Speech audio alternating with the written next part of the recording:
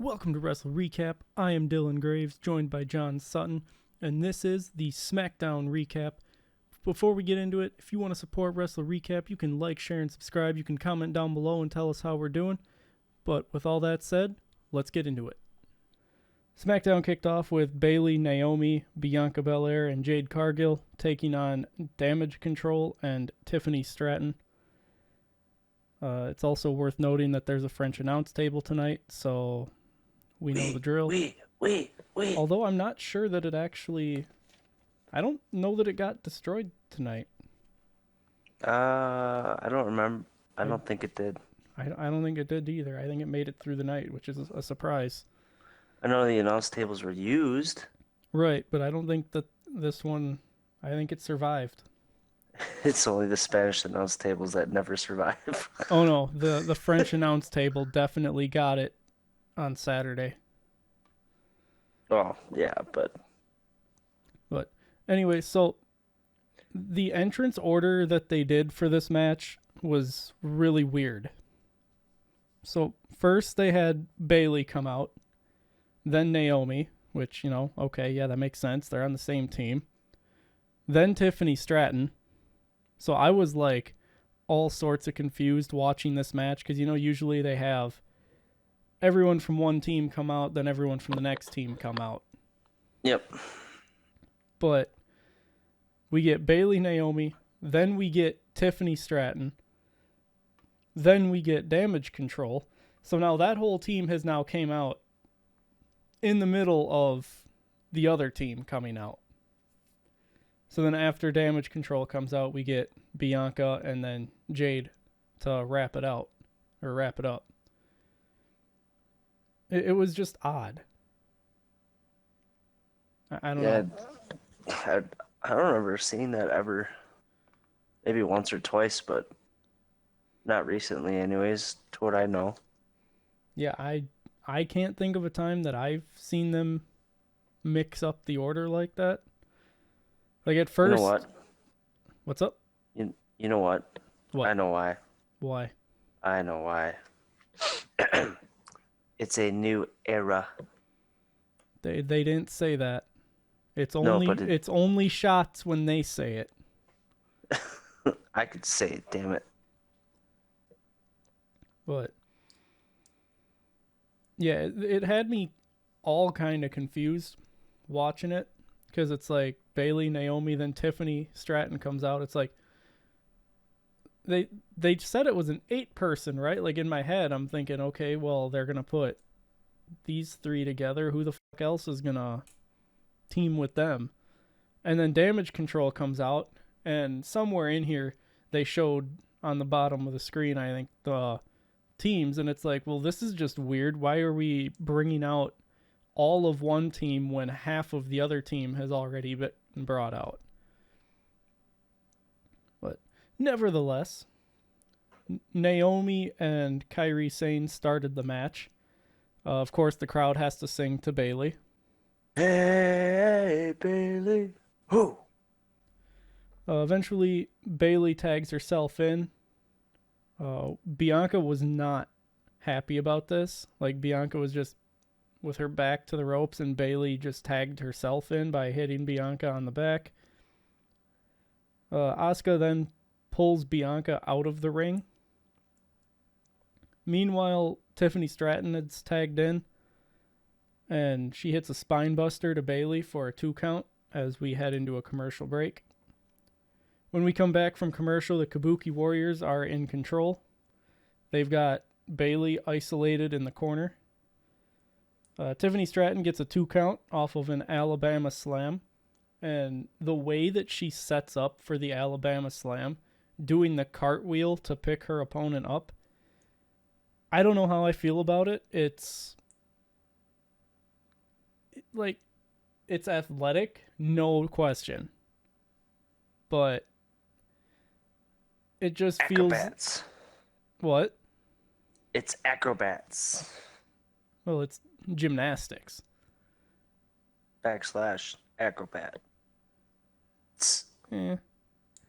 But it just feels like it lends into too many ways for her to hurt herself on a relatively simple move. You gotta make it flair. But yeah, like I was about to say, but it's her character, and she's got the talent, no question. Following the Alabama Slam, Naomi and Jade are reaching for the tag, but Bianca just kind of stands there looking irritated. Tiffany Stratton knocks Jade off the apron and throws Bayley into Naomi to knock her off the apron, which leaves only Bianca there to make the tag.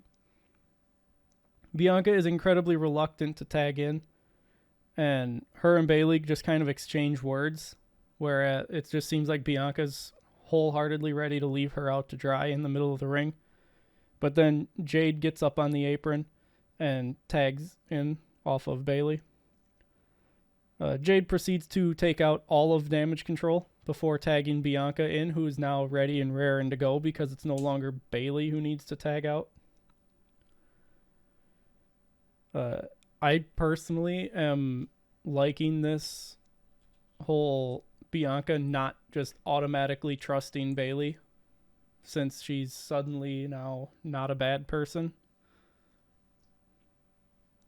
Like, it's something that I've been saying in pretty much every single video or podcast, that it makes the characters feel real and not just like they exist solely for the purpose of this episode. Jade and Bianca end up hitting a interesting double team maneuver.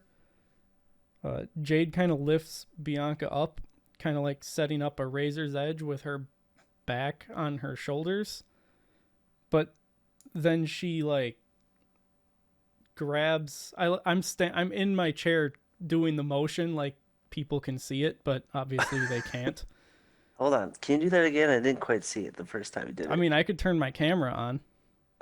I still can't see it though. Yeah, you wouldn't be able to. But like, she puts her hand kind of on Bianca's chin and pushes off, so then Bianca just kind of does like a splash down on top of Dakota Kai. Like I said, it was interesting. I think based on what I saw them do at Backlash, that if they're going to pick a double team move to be like a tag team finisher, that this one should not be it, but it's still a decent enough move nonetheless. I was going to say it kind of looked like it was going to be their finisher for a team move. They had in my some opinion. Yeah, it did, but they had some better, more fluid moves on Saturday. Well, I mean, Friday was probably one of the first times they were trying it live, and then they got practice. Right. They probably stayed up for a while practicing it. Now, following the tag team maneuver, everyone ends up hitting their finishers, and then Bianca pins Dakota Kai following a KOD for the win. During the post-match, Jade just kind of seems to be like the de facto peacekeeper between Bayley and Bianca. I definitely feel like they're planting the seed for Bianca to be a challenger for Bayley. I don't know that she'll be the one to win the title, because I think that we need Bianca and Jade first. And I think that's at least a Big Four pay-per-view match, which would mean SummerSlam, Survivor Series, Rumble, or Mania. And I feel like SummerSlam is too soon. Survivor Series, I don't feel like they would do it there. I don't see it happening at Royal Rumble, because I think they would rather have them do a spot in the Rumble. So, I don't know, I feel like Jade and Bianca gotta be friends all the way back until we start getting up into Mania. Maybe their spot in the Rumble would set up them like starting to butt heads, and then Mania is the culmination. I think, just my thoughts here is, they could do it at the Rumble as like a friendly competition because sometimes you get those, and then one of them ends up playing a dirty trick on the other one and winning, and then that's set before the Women's Royal Rumble. So then they go into the Women's Royal Rumble win. Possibly. So you're saying like they have their match prior to the Rumble, which typically that would mean that the Women's Rumble would have to close the show because they usually open the show with either the men or the women's Rumble and close the show with the other, and then it seems like there's only going to be 2, maybe 3 matches, but probably only 2 in between the 2 Rumbles. Yeah. Well, I mean, so each Rumble thinking, takes up a big spot, but yeah. But so you're I thinking that they close. Story. Oh, I'm definitely smelling what you're stepping in. That could be interesting. Have them go on second or third, I guess. Probably third to not take away from it, but also maybe second to give them a little bit of a breather between the matches. It depends on where you put them, though, in the Rumble, Yeah. They could go last. They could also have their match as the third match and then like be announced as the 1 and 2 competitors for the Rumble. So like at that point you just assume that neither one of them is going to win, but then they end up making it all the way through to the end with one of them, probably Jade, eliminating Bianca at that point, because it seems like they're going to want Jade to come out on top of this, seeing as she's their new investment that they swiped away from AEW. Like they're going to want to strap Jade up with a solo title, probably before Bianca gets another one. No, I mean, Bianca can just... Oh, no, they're both on the same show. No, they can't. Huh? I mean, technically, if she wins the Rumble. Right. I don't know. That's some long-term booking that probably wouldn't actually happen, like the one I said. Yeah. If they did that whole 2 matches at the Rumble, they would probably have them go second to give them time and then have them both come out like midway point back, so between 15 and 30, so that we get that surprise entrances. Well, not necessarily surprises, but just to give them somewhat of a reprieve from being out there to catch their breath and whatnot, and then come back, and whoever is going to go on to challenge for the title, I would wager probably Jade. But at the same time, Triple H does have that golden shovel, so maybe he'd put Bianca over Jade to kind of solidify that the WWE talent is better than the AEW talent. Kind of like they did with Sting, but I think that was more of a Vince call. I mean, well, technically Rhodes wasn't a WWE talent. He was, though. But then people saw him as an AEW guy, and then they made him lose the first year, and then the second year, obviously, you see what happened. I think, well, there's a lot of details that have been coming out slowly now that we've had Cody finally finish the story. Like, I gotta get a drink, hold on. You said it. I don't care who says it. Well, like, he was originally supposed to win at 39, but it was apparently, I think it was Roman and Paul Heyman who pitched to Vince for Roman to go over, and I believe that was on the theory that they could keep this story hot for a whole nother year to then pay it off at 40 to be like that big anniversary edition show and make it so much bigger because of everything going on. But then The Rock showed up. Right. But then The Rock showed up and we almost didn't have it. And then we had the Avengers. Yes, sir. Da, da, da, da, da, da. Anyway, back to SmackDown. With Bianca pinning Dakota Kai here, I questioned, would this mean that the Kabuki Warriors were going to win at Backlash? Because typically, if they win on the go-home show, they lose at the PLE. Obviously, that was not the case. But it definitely had me questioning, are the Kabuki Warriors going to escape Backlash still as champions? Following this, we're then taken backstage for A-Town Down Under. Austin Theory says France gets a gift because they get to see the greatest undefeated champions in their first title defense. Grayson Waller says that he smells something, and Theory mentions that it's white or red wine. Waller says no, and then Theory says cheese. Waller says no, that's what the crowd smells like. And then he says it's smoke, because that's what the Street Profits want, and at A-Town Down Under are going to show them that they are the smoke. And then we go into a commercial break. Oh no, cringe. When we come back from the commercial break, Kayla Braxton is interviewing Bianca and Jade. Jade says they're confident, and Bianca says that she's ready for the stuff with Damage Control to be done, because they've been coming after her entire career, and the camera pans over as Bianca looks at Bayley, and Bianca says after they take the titles, she's going to be done with Damage Control for good.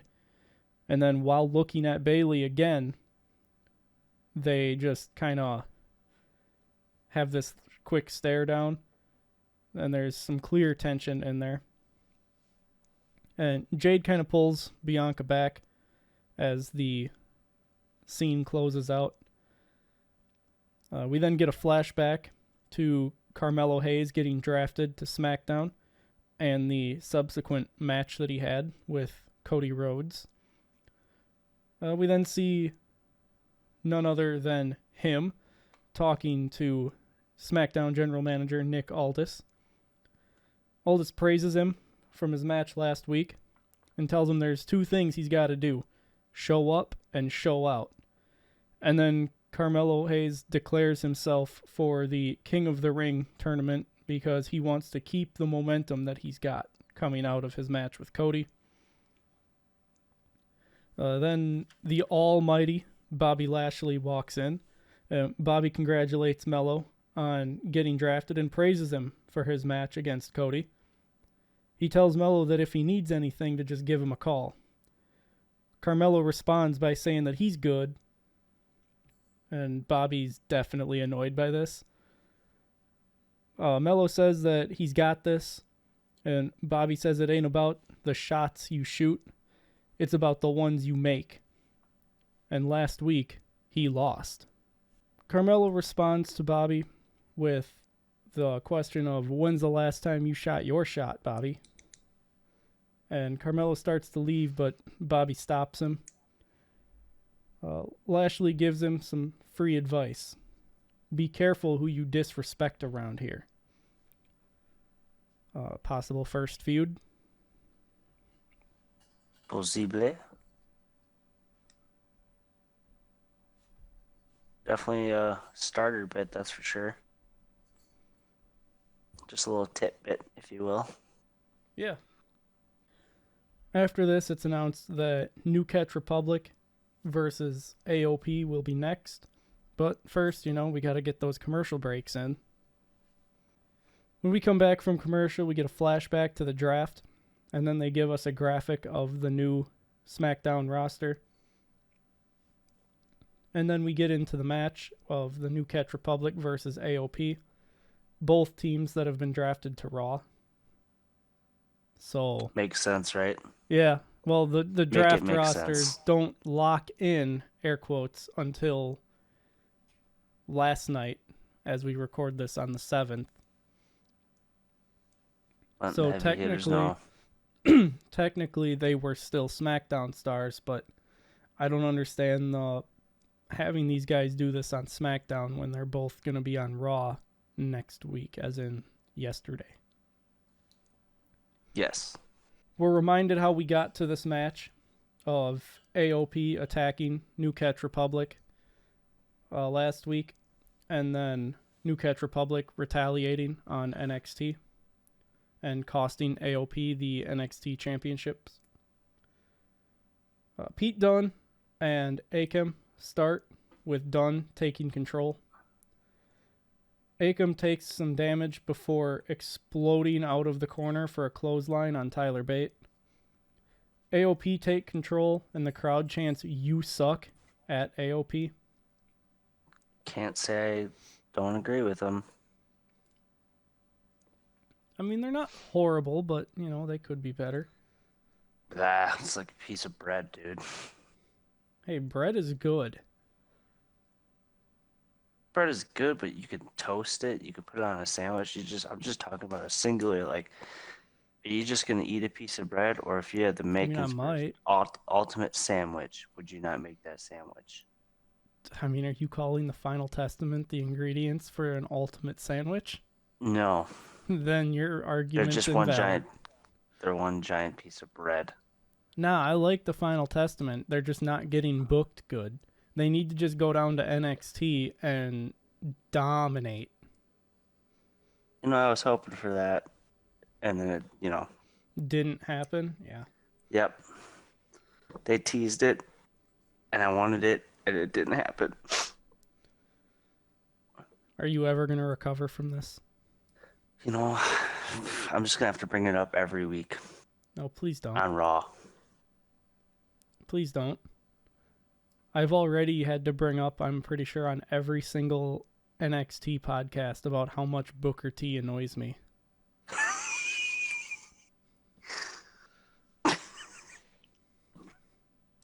Like, every single time. I know, dude. There's something that he's got to do that, like, I can handle it, and then he'll just do something, and it just ruins everything for me. It's just one word, too. Oh! Well, it's not even necessarily that, but, like, anytime Trick Williams comes out, I can only get into it for the first, 5 seconds, and then Booker opens his mouth. Is it usually, what does he say? It's Trick. The crowd chants, "Whoop that Trick," and then Booker has to fill that little gap between the audience with his random noises that he's making. Uh-huh. Yeah. I like it. Like, dude, shut up. Spinneroonie. I'm the 5-time champ. 5-time.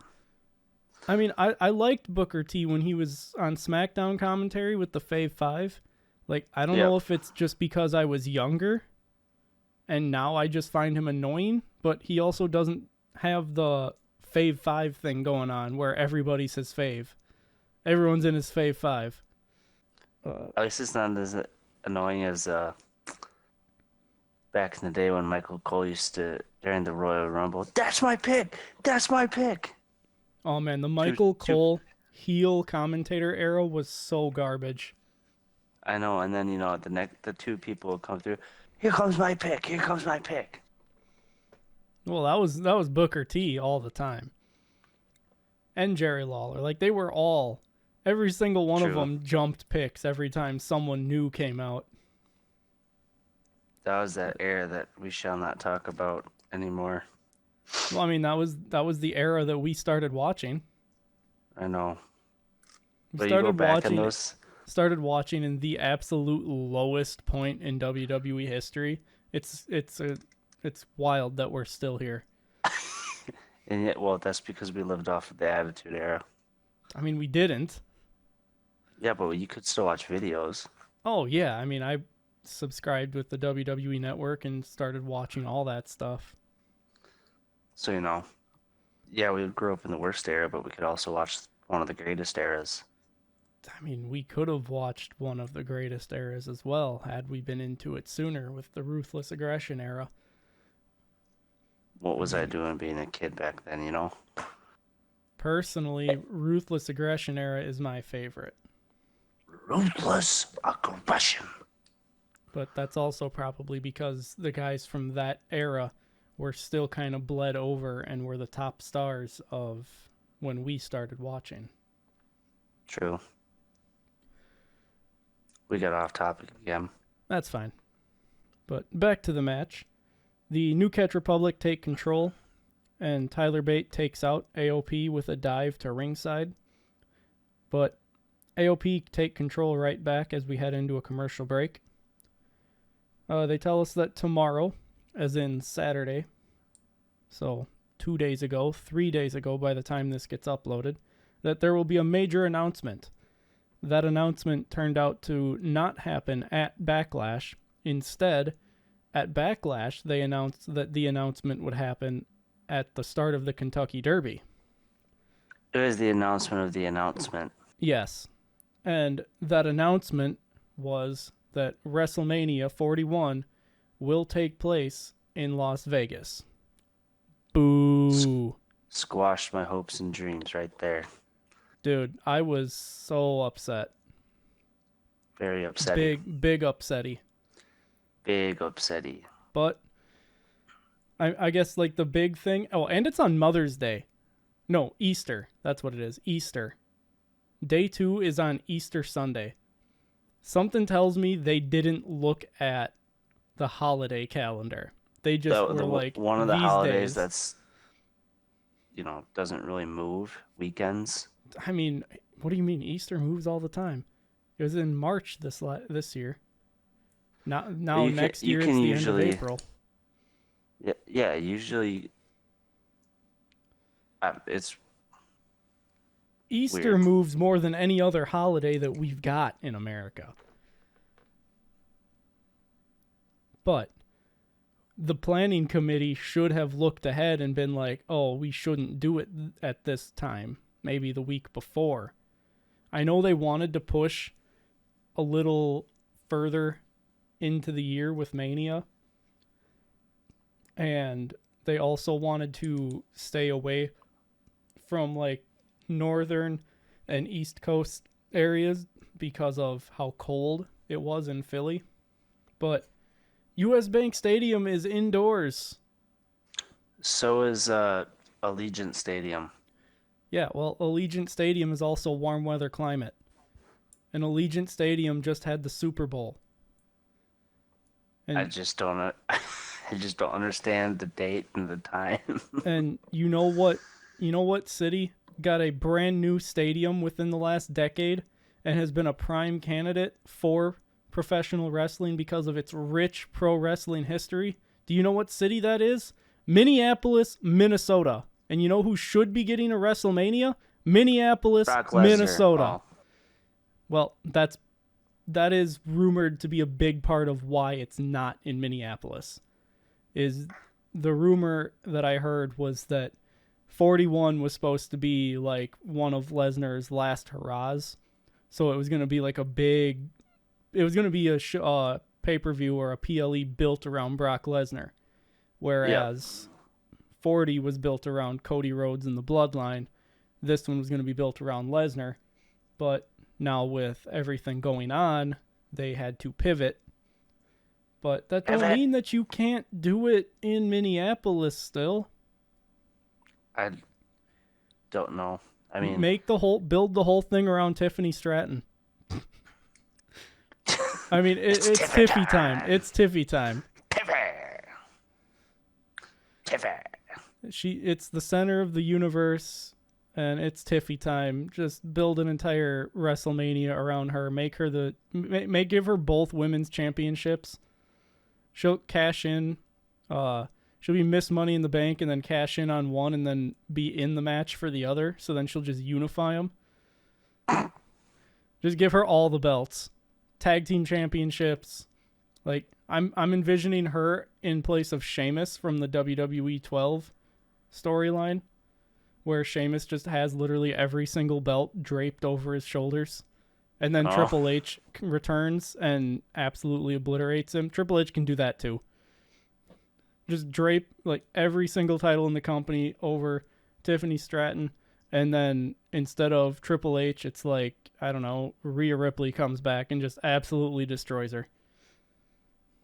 Nah, we should have Tiffany Stratton's storyline be like, since she's the center of the universe, she has to align the stars, and that first starts by winning Money in the Bank, and then she goes on to win the Women's Royal Rumble.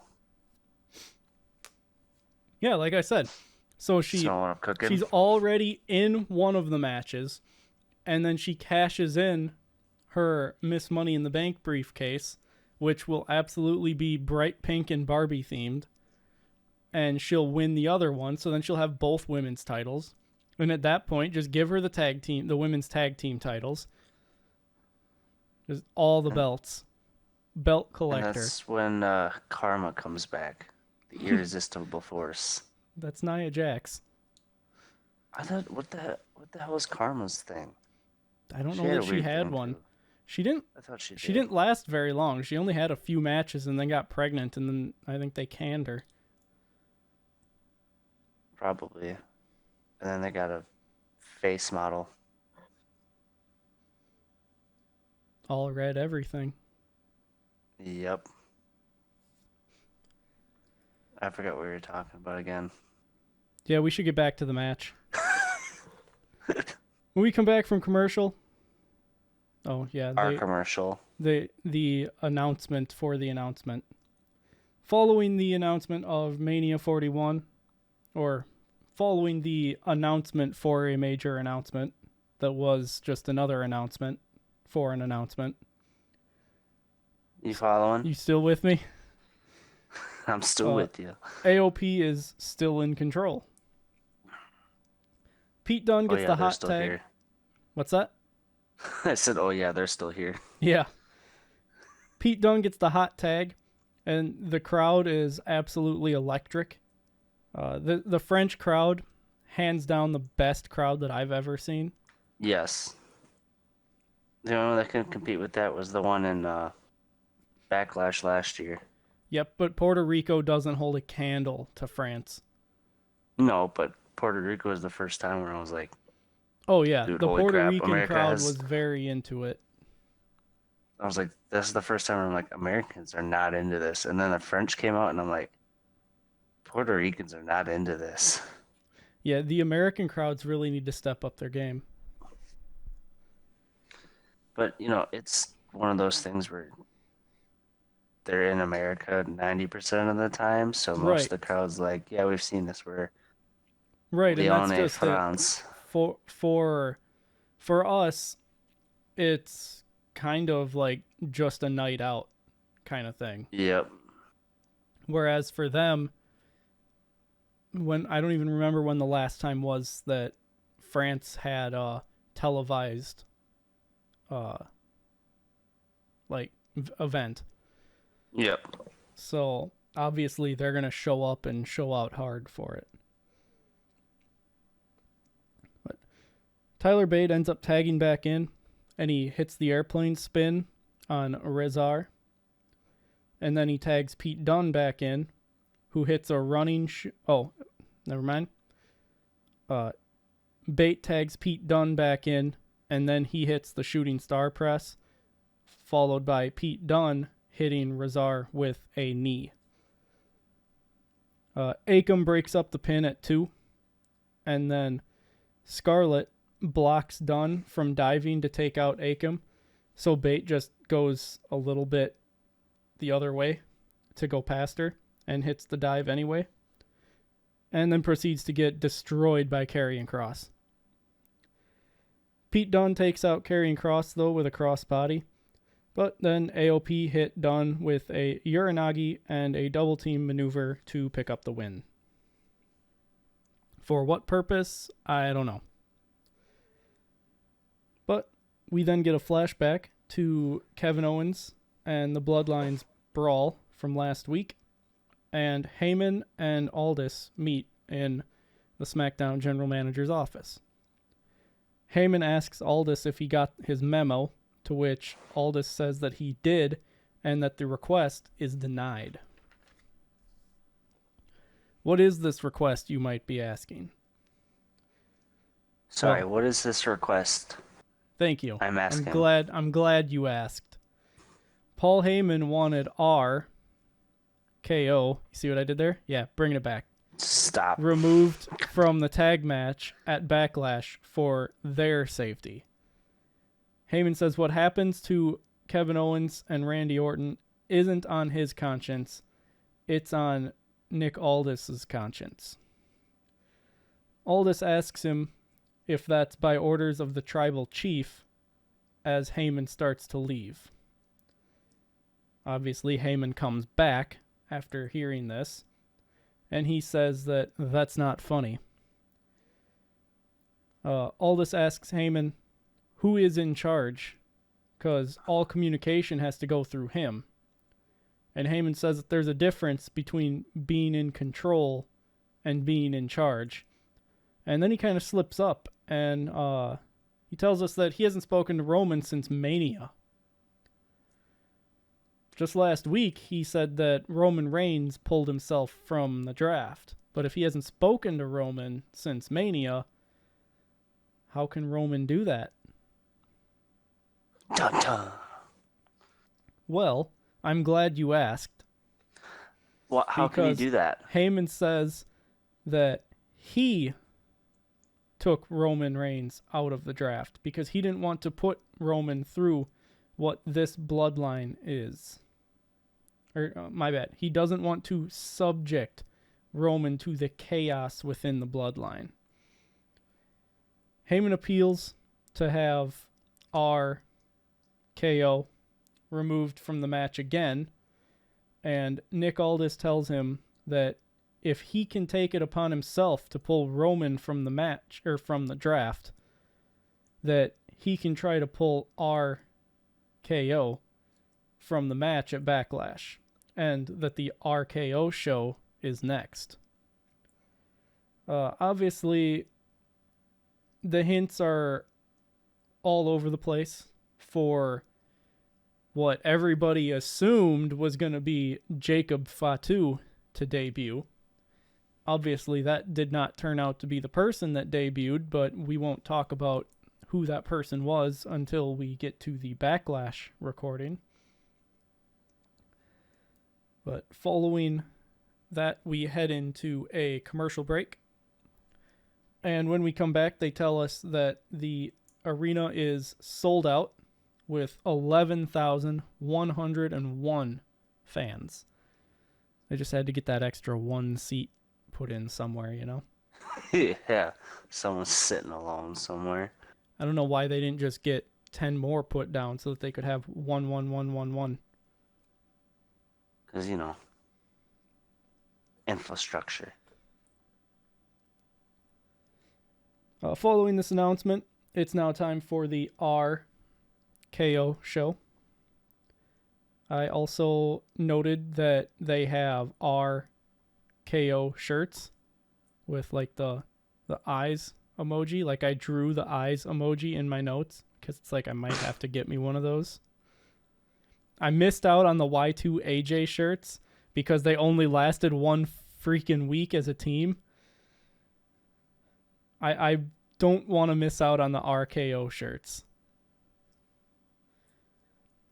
RIP Y2AJ. Yeah. No, it's Y2 AEW. Now it's... Wow, that kind of worked, though. Yeah, it did. Until now, where everyone just wants him to go away.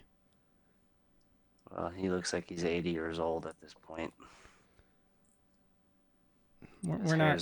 We're not here to talk gray. about AEW because neither one of us watches it enough to keep up with it. I see it. I just don't watch it. I mean, I watch it when I've got the time, but the biggest thing for me is to keep up with everything that's going on and also have do other things besides just sit and watch wrestling and take my notes for this and record this and edit this.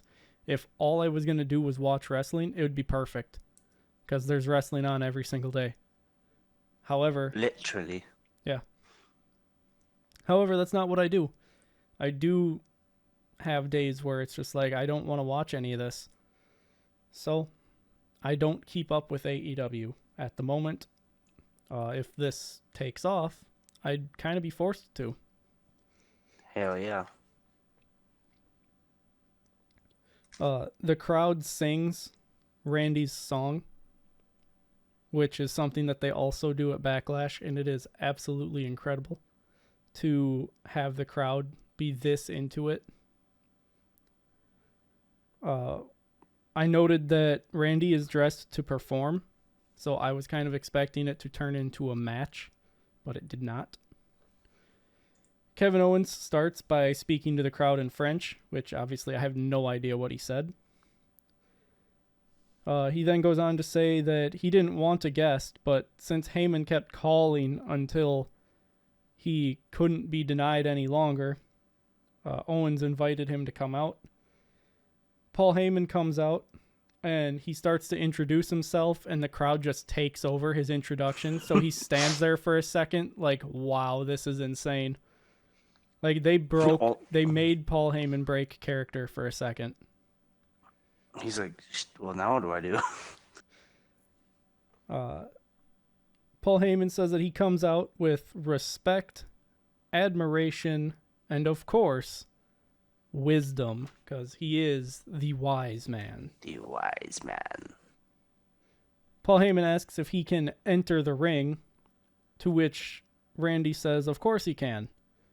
And then Kevin Owens tells Randy that he can't just hit an RKO on Paul Heyman right away, to which Paul Heyman looks like he pissed himself and proceeds to kind of just look at Randy, who says, not right away, I'm more of an out-of-nowhere kind of guy. Then Paul Heyman opts to just stay on the ring apron, as the crowd chants RKO, to which Heyman tells them that there will be no RKOs this evening. Randy looks confused and says that he begs to differ. Kevin Owens tells Paul that he's never met a man that talks so much yet says so little, and asks what he wants. Burn. The crowd wants for Roman. I've never seen so much support for a guy who was just heel. Oh man, a little bit ago, it just took to come back. It took crazy. what, 48 hours for people to be chanting "We want Roman"? Or That's no, how much they no, hate I don't this. think the Bloodline showed up on Raw. So it would have been 6 days for the crowd Something to be chanting like that. "We want Roman," because it It was was the still insane. the first SmackDown after Mania, and they're already chanting "We want Roman." Like, that is just. It's obviously it's the exact reaction that they want from the crowd, and the crowd, like, as wrestling fans, we need to understand that we're not going to get Roman till probably SummerSlam at the earliest. Just the thing of, I don't think they expected it this soon. Yeah, I don't think they were prepared for the fans to be ready for Roman Reigns to be back. I mean, they just spent the last 2 years booing him and telling him that they don't want him to be champion, and he's a paper champion, and he sucks, and this and that. But then a week later, after he finally leaves like they wanted him, it's like, no, come back. Well, he gave the crowd what they wanted. Yeah, but the crowd never knows what they want. That's the problem. Cody story they did. Well, yeah. That's different. Came at the cost. They got what they wanted and then immediately started talking about how Cody needs to turn heel. Yeah. Stupid. Yep. Following, or I should say, as the crowd is saying that they want Roman, Heyman says that he wants Roman too. Heyman says that he respects Randy and Kevin because when they faced Roman, there was competition and a title on the line, and Roman was going to do what he had to do to keep his title. But the rules with Solo and Tama are different. Heyman says to do themselves, SmackDown the fans, WWE, and their families a favor and pull themselves from the match. Randy calls Heyman the biggest piece of trash. And Kevin Owens says that he doesn't think that Heyman is in a position to give advice since everything around him is falling apart. Randy asks Heyman who exactly is the real tribal chief. And Heyman says that Randy put him in a bad position and that the whole world knows there's only one tribal chief. But who? At this time, Solo and Tama Tonga attack Randy and Kevin from behind. Heyman cowers away, but RKO fight back before officials and security arrive to break up the fight. Randy starts taking out security, and Kevin Owens dives on top of Solo, Tama, and the security. RKO stand tall to wrap out the segment. The way that they went from like the penultimate climax of the Bloodline arc to but wait, there's more. Right. To just like a slight dip before immediately starting to rocket it back up. It's insane. And I am loving every minute of this Bloodline story. This should be crazy. For sure. You know what I'm saying, dog? Like, Paul Heyman might not be so loyal to the tribal chief, but maybe to the tribal heir. Well, yeah, so many things. That's just it. With Jay being drafted to Raw, Jimmy not being drafted anywhere because he's injured. Yet again. Which they made up the rules as they went for drafting people. Like, they drafted Carlito with LWO, despite him no longer being a member, but they didn't draft Jimmy with the Bloodline. And they didn't draft Jimmy at all, likely because he was hurt. But then they drafted Braun Strowman, who was still reportedly hurt until like 10 minutes, or not even 10 minutes after he was drafted, where he returned. And then he was there. So it's like, if you're gonna make rules, you need to have them be consistent. And they just did not do that at all. But I'm getting ahead of ourselves because full draft video yet to come. So stay tuned. Yeah. Not to this video, though. You can listen to the rest of this one. And you're going to be listening for a long time. Yeah, you can listen to the rest of this one. You can listen to all the rest of the other ones. Anything that comes out next. And eventually, there will be a full draft breakdown. Sometime this week. Hashtag shameless plug. Oh, zero shame in that plug. 100% shame on us. No shame. We then get a Street Profits promo backstage. They say that SmackDown is on fire and then that they're going to win tonight is essentially... I mean, they threw some other stuff in there, but I don't need to write it word for word. Because they found the smoke. Yeah, they want the smoke. Up next, we get LA Knight versus Angel. Yeah. Versus Angel. Angel, Anal. However you say it. We said we were going to say that. Yep. However you say it. And we're told that match is up next. And I don't know why. Like, what is the purpose of this? Okay, it's for the post-match, which we'll get to. But first, a commercial break.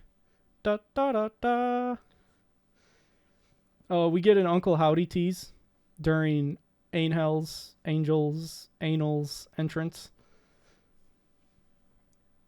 The match starts. Whatever his name is. Yeah, whatever. However you say his name. It's something like that.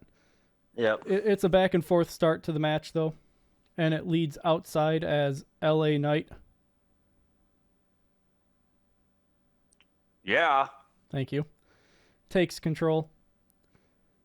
Knight smashes Angel, Anal, however you say his name, that guy's head on the apron 10 times while the crowd chants. Yeah. It seems like they botched a clothesline out of the ring. Nevertheless, Legado del Fantasma has Knight's attention divided. Knight hits a snap suplex for 2, and we head into another commercial break. When we come back, Knight is in control, and he hits a power slam into an elbow. Knight then sets up for the BFT, but Berto interferes. Anal, however you say his name, rolls Knight up for 2 before Knight finally hits the BFT to win.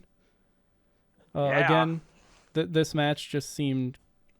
It was simply there to get us to the end scene where LA Knight and Santos kind of jaw at each other. Because when the match is done, LA Knight... Yeah. Sorry, dude. Gets a mic, and he says, "Let me talk to you." Yeah. Knight says it's the same song all around the world. Another SmackDown. Another dummy dropped on his head. 3 the hard way. Says he's not going to say this is his ring. He's going to make it his ring. And declares for King of the Ring. I noted that... yeah. I noted that he'll make a good final round opponent for Gunther to beat. Because Gunther's got to be the person to win this tournament.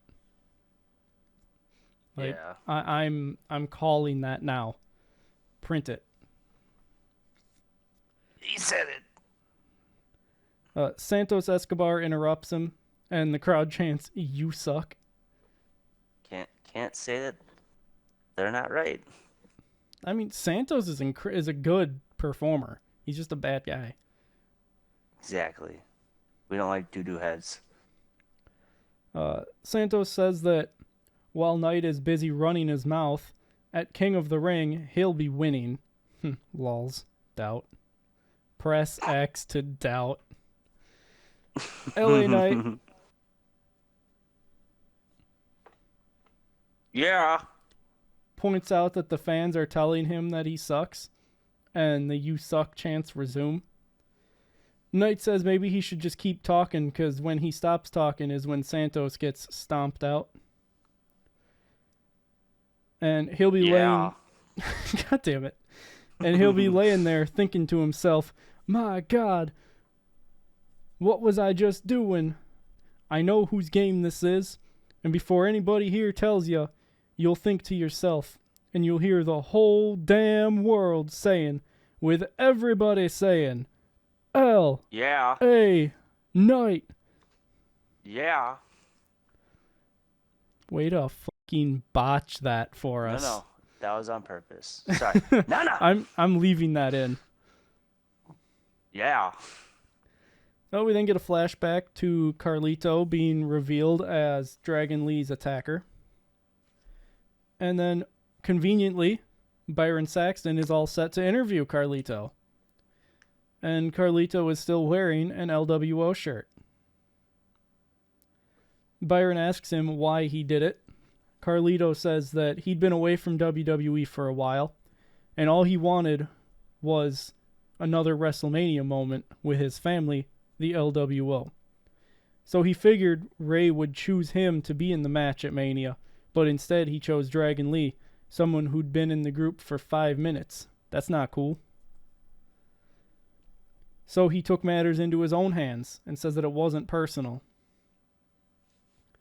At that time, Dragon Lee attacks Carlito, and officials and Rey Mysterio break up the fight as Carlito flees. I mean, he's not wrong. Cool. Like, it wasn't cool. No, it wasn't cool. Like, Carlito should have been the pick. Ray instead chose to take Dragon Lee. So Carlito took out Dragon Lee, thinking that, oh, well, there's no other viable option left. It's my time now. It's Brucey's time to shine. And he ate the goddamn Butterfingers. And Ray's just like, Andrade. That's the answer. Guy who's not even in the LWO. Yes. It's staring me right in my face. I see it now. It's written on the wall. And the Andrade. word on the wall is Carlito, and he reads it as Andrade. He didn't say anything about not being dyslexic. Completely dyslexic, actually. I was going to say, I don't think that's dyslexia. That's just dumb. That's just unable to read. That C looks awfully like an A. Yeah. And the rest looks like Andrade. Andrade! We're then taken back down to ringside, where the Street Profits come out with Bobby and B-Fab. Bobby Lashley directs them to go into the crowd, which they do. So they just are partying it up in the crowd as we go to commercial break. When we come back, A-Town Down Under only gets half an entrance. Like, they're already to the ring, basically, when we come back from commercial break. And they're the champions, so lols. Like, we don't even give the champs a full entrance. They only get a half entrance. Yep. At the start of the match, Waller gets a cheap shot on Montez Ford before the bell, and then he quickly exits the ring so that when the bell rings, Austin Theory is the legal man. Theory and Dawkins start the match, though, and Austin Theory has control. The Street Profits quickly gain control, with Ford hitting a rock bottom to Waller, followed by a swanton by Dawkins. Theory pulls Waller out of the ring, though, and Montez Ford just flies over the top rope to take him out. Dawkins ends up getting a 2 count off of a corner combo as we head into a commercial break. When we come back, the Street Profits are still in control, and Montez Ford is just incredibly athletic. It's nuts, the things that this man does. Waller hits a coast-to-coast on Dawkins for 2. Dawkins regains control, though, and the Street Profits hit Austin Theory with an electric chair blockbuster combo, but only get a 2 count out of it.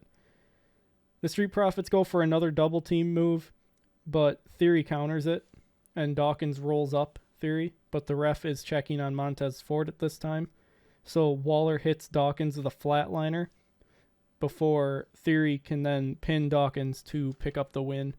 So A-Town Down Under retains their titles. Personally, I would have liked to see the Street Profits win here, but apparently we're going to be forced to see A-Town Down Under hold on to these titles a little bit longer. I don't know. I just can't get into them. I'm not opposed to having heels having the titles. Like, obviously, there's got to be the back and forth. I just can't get into the team. Like, Their I just chemistry don't. is not right one bit. Well, I don't even know if it's that. Like, Austin Theory just annoys me. He's got a very annoying face. I just don't think it's the right vibe, personally. I think they work together pretty good, actually. I don't like seeing them. I don't know. It's just one of them things where I just kind of look at it and I'm like, no, I'm good. I mean, they've just got those douchebag vibes. Like, they should be teaming like in a faction with Logan Paul. That's what they need to do. They need to put Maybe A-Town. Who knows? They should. They need to put A-Town Down Under and Logan Paul together, because I mean, they all have that same look of just the penultimate douchebag. Yep. We're then told that the news tomorrow would be about WrestleMania 41. And then they run us through the Backlash card and there's only one Raw match on the card, that being Jey Uso versus Damian Priest. Then it's time for AJ Styles to come out as we head into a commercial break. When we come back, they do a promotion about the Saudi Arabia tour. They then announce that the King and Queen of the Ring tournaments will start Monday, which means that they aren't going to be all in one night, and that is just an L move. But then Cody Rhodes comes out, and that's a W move. So, penalties offset, I guess. What do we want to talk about? Hey, we'll get there. Sorry. Yeah. Oh, sorry. Cody comes out, and he asks the crowd. What do you want to talk about? Incorrect. Oh, I am going to butcher this. I forgot to listen to it first. Or I forgot to refamiliarize myself with how it's said. Let's see if I can get this. Du que veux-tu par? No idea if that's right. But yeah, he does ask them what they want to talk about, just in French. So I was right. Yeah, just in the You're wrong just being language. A douchebag. Nah, I was just being a journalist, and I looked up what he said based off of what I thought he said, and it checked out. Go hang out with A-Town Down Under.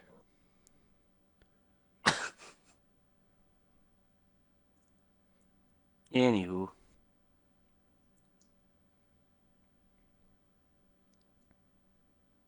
That was very rude.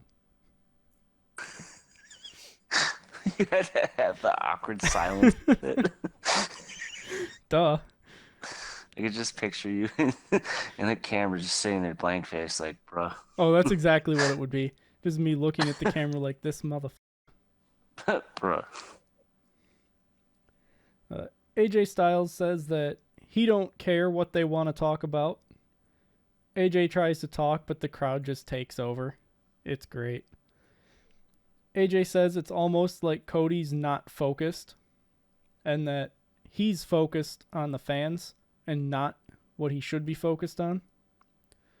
Cody says that AJ has his attention, and Cody starts saying how he's a Georgia boy, so he grew up watching AJ, to which I remarked, is AJ that much older? And I never actually looked it up, so I'm going to do that right now.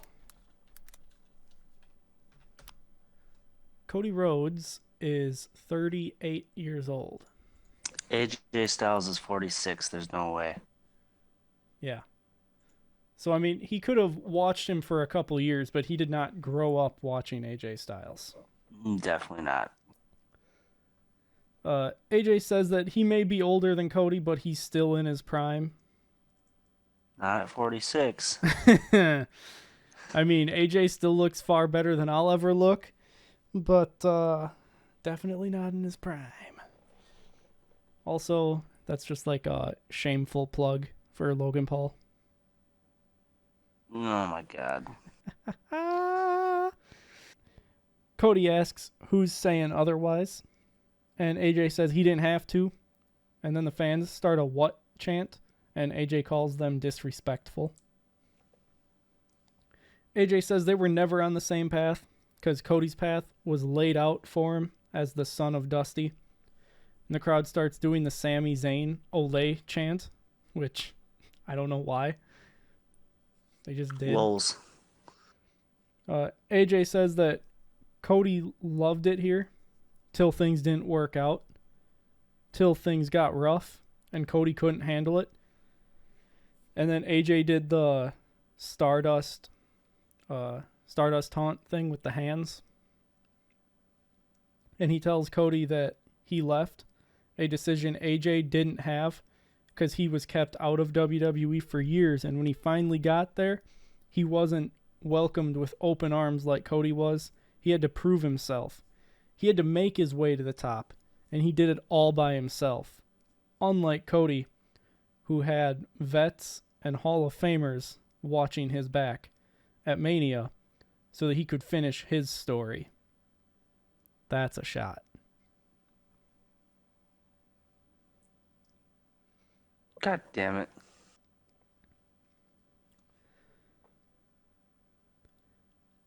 AJ goes on to say that the vets and Hall of Famers that helped Cody are all people that he's beat before. And AJ says that he's going to beat Cody too tomorrow night at Backlash. Spoiler, he did not. Are you sure about that? I'm positive.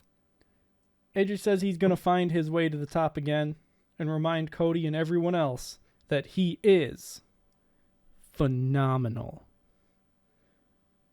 Phenomenal. Phenomenal. But that theme song is not. No, that theme song is far from. Phenomenal.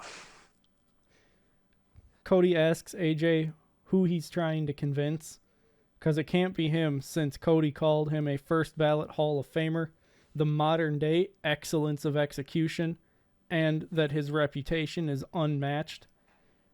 Cody says not to disparage his accomplishments in an effort to build himself up. Every sacrifice he made, every mistake he endured to stand there as champ. Cody notes that his first title defense is his and AJ's first match against each other, and says AJ is and forever will be phenomenal, but tomorrow he's not looking at AJ as phenomenal. He's looking at him as his first, and that's too sweet. AJ puts his hand up to do the too sweet thing. Cody does as well, but instead AJ just slaps him and leaves. We assumed that this is where the show was going to end, like fade out there. But instead we're taken backstage. But wait, there's more. KO, had to get it in one more time, and the Bloodline are fighting again while officials try to get control. And that is how the show ends. Just a random finish. Well, I don't know about random. I don't know what it added other than just showing us again that these two teams are going to give a brutal match. And also we can confirm now that the French announce table did make it through the night. Yes, we did. For now. Well, it made it through that night. Still got one more night. Still got one more. That concludes the SmackDown recap. Once again, I have been Dylan Graives. He's been John Sutton. This has been WrestleRecap. If you want to support WrestleRecap, you can like, share, and subscribe. You can comment down below and tell us how we're doing. You can find us on Facebook at WrestleRecap, and you can find us on X at WrestleRecapYT. Until next time, goodbye.